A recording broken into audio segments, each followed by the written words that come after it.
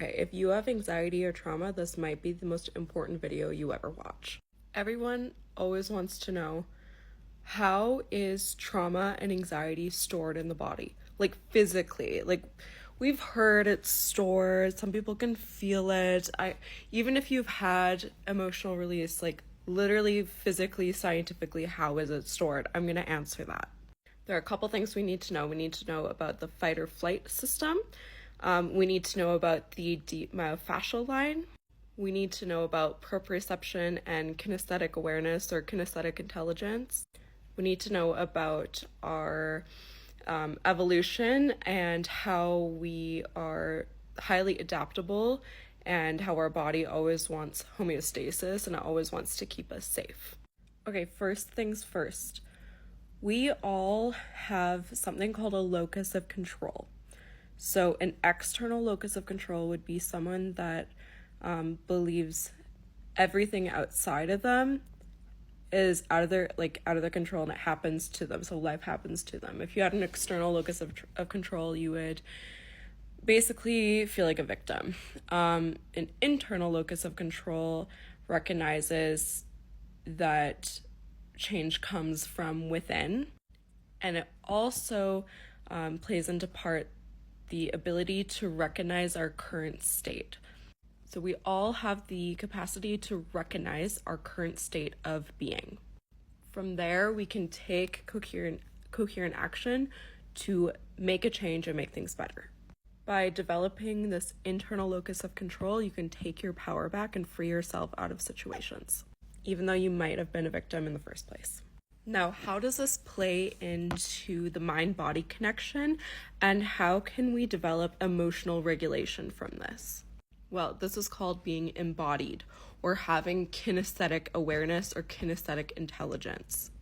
We can communicate with our brain, communicating with our hormones, which helps regulate our inner vitality. And we can do this by just simply approaching the neuromyofascial system or the myofascial system. Okay, this is the deep front line, and this is not some woo-woo thing.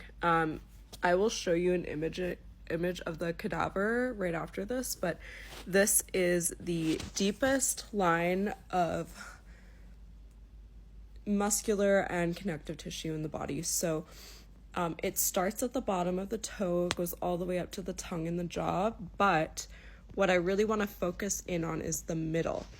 Okay, so we have the pelvic floor and the hip flexors. This suspends into the diaphragm and the QL, which is in the back. This is the deep core of your body. But up into here, this actually becomes the lungs, the tissue that surrounds the heart, goes up into our deep neck extensors, our throat, our esophagus, ends in the tongue and the jaw. Okay, here is the actual cadaver dissection. So this is the inner thigh, and then the pelvic floor muscles basically, and then this is your hip flexors. We have heard that we store emotions in the hip flexors. I'll get into that, as well as the QL, which is like that deep muscle in the back that hikes the hip. And then this is your diaphragm, the mediastinum, which is the heart and all of the organs in the thorax, and then your tongue. Okay, so how does this regulate how we feel and function? Because this is the answer. This is your first line of response in your body. So let's walk through what happens if you are in a dangerous situation. So your fight or flight response would kick on.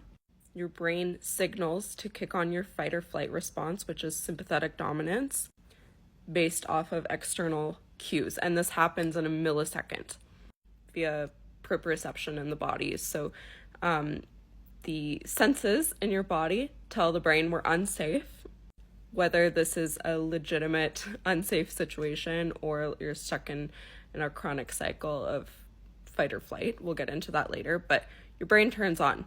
Immediately what happens is your breath changes.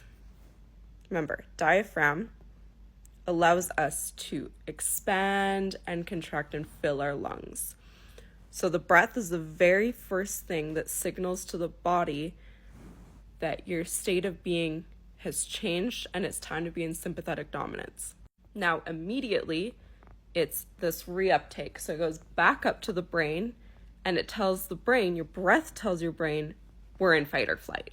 So it reinforces this. Your breath is going to react for you. It already made the decision for you. Now, your lungs, your deep neck extensors, your heart, all of this tissue connects right up into here. It physically drags the face down. It acts like a sheet and brings your body into fetal position. So if this happens over and over and over again, for legitimate reasons or illegitimate reasons, you're struggling with like chronic anxiety, for example, there's not actually a threat, or you have PTSD, you've been in a very threatening environment for a very long time, your body's going to learn to be here. So what happens is you're stuck in sympathetic dominance, it's called. And this tissue, this physical tissue that's contractile, because we know the myofascia actually has contractile tissue, it's not just muscles, everything's contractile. It keeps you here and it tells your brain this is how to protect myself, this is safety. So when we coach through soft tissue manipulation, the body can have a visceral reaction to it. You can start shaking, you can start laughing, which usually turns into crying, which then can literally like wake up memories. You can have flashbacks of things that have happened to you and you start crying and sobbing on the table. So what we want to do is take this sinking, physically sinking feeling, whether you feel it in the stomach, whether you feel it up into the sacral, solar plexus, whether you feel it in the heart, or you feel like you can't speak, because these are all physical sensations of this physical tissue. It's not just based in Eastern medicine. It takes things from Eastern medicine, but now we have physical proof. This literally pulls you down, but we can rise back up. And it's not always a pleasant experience. Healing is messy. When people have emotional release, it can feel very triggering. We're not just gonna, if you've been in this state for forever, it's not just gonna relax. So it's about coaching yourself out.